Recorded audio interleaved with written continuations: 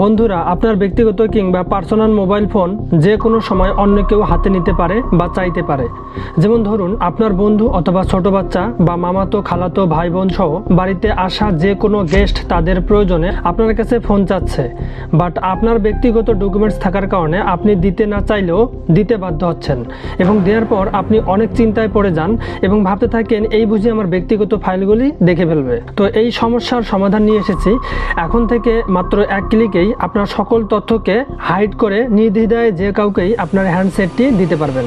কেউ আপনার YouTube, Facebook, TikTok এবং ফোনের কল লিস্ট, ফটো এবং ভিডিও সহ ইমেইলের কোনো কিছুই দেখতে পারবে না। তো ভিডিওটি অনেক ইন্টারেস্টিং হতে যাচ্ছে।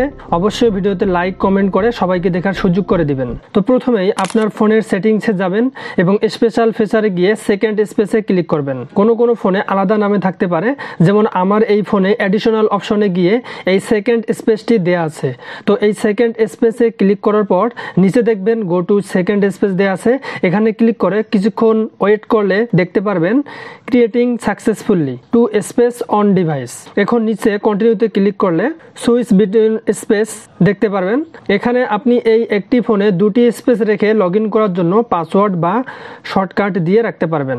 তো এখানে পাসওয়ার্ডে সিলেকশন করা অবস্থায় কন্টিনিউয়ে ক্লিক করলাম। এরপর সেকেন্ড স্পেস পাসওয়ার্ড দেওয়ার জন্য নিচে সেট নাও এখানে ক্লিক করব। এখানে প্রথমে আমার ফার্স্ট স্পেস পাসওয়ার্ড দিয়ে দিতে হবে, যেটা আমি ব্যবহার করতেছি সেই প্যাটার্নটি দিয়ে দিলাম। এখন দেখতে পাচ্ছেন সেকেন্ড স্পেস পাসওয়ার্ড দিতে বলতেছে, তাই এখানে নতুন আরেকটি প্যাটার্ন দিয়ে দেব এবং এটা কনফার্ম করার জন্য আবার প্যাটার্নটি ড্র করতে হবে, তাই দুইবার প্যাটার্নটি ড্র করলাম এবং দেখতে পাচ্ছেন নিচে কন্টিনিউ অপশন দেওয়া আছে, এখানে ক্লিক করব। এখন দেখতে পাচ্ছেন set second space fingerprint to switch faster, মানে আপনি চাইলে আপনার ফিঙ্গারপ্রিন্ট দিতে পারেন যাতে করে আপনি দ্রুত প্রথম স্পেস থেকে দ্বিতীয় স্পেসে শিফট করতে পারেন অথবা যেতে পারেন। তো আপনি চাইলে ফিঙ্গার দিতে পারেন, আমি আপাতত এটি স্কিপ করলাম। বন্ধুরা, এখন দেখতে পাচ্ছেন আমার সেকেন্ড স্পেস ক্রিয়েট হয়ে গেছে। এখানে আমি ফাইল ম্যানেজারে ঢুকলে দেখতে পাচ্ছেন একদম নতুন ফোনের মতো ক্লিয়ার দেখাচ্ছে। আমার কোনো ডকুমেন্টস এখানে নেই, এখানে কোনো ভিডিও নেই এবং কোনো পিকচারও নেই। এরপরে আমি যদি ফোনের গ্যালারিতে যাই, এখানেও কোনো কিছু দেখা যাচ্ছে না এবং আমি যদি ইউটিউবে যাই, এখানেও একদম নতুন অবস্থায় দেখাচ্ছে, কোনো সার্চ হিস্টোরি এখানে দেখতে পাওয়া যাচ্ছে না। এরপরে আমি জিমেইলে গিয়ে দেখাচ্ছি, দেখতে পাচ্ছেন এখানে আমার একটাও জিমেইল শো হচ্ছে না। আপনি চাইলে এখানে ফটো, ভিডিও ও জিমেইল রাখতে পারেন। আমি ফোনের ক্যামেরা ব্যবহার করে দেখাচ্ছি, দেখতে পাচ্ছেন আপনি চাইলে ফার্স্ট স্পেসের সাথে সেকেন্ড স্পেসেও ছবি তোলা সহ সব কিছুই করতে পারবেন। তো এখন আমি সেকেন্ড স্পেস থেকে লগ আউট করে ফার্স্ট স্পেসে সুইচ করব। এর জন্য প্রথমে ডিভাইসটির পাওয়ার বাটনে একবার চাপ দিয়ে লক করে নিলাম, আবার আরেকবার চাপ দিলে ডিসপ্লেতে প্যাটার্ন শো হবে। এখানে আমার যে ফার্স্ট স্পেস পাসওয়ার্ড দেয়া ছিল সেটা দিয়ে দেব।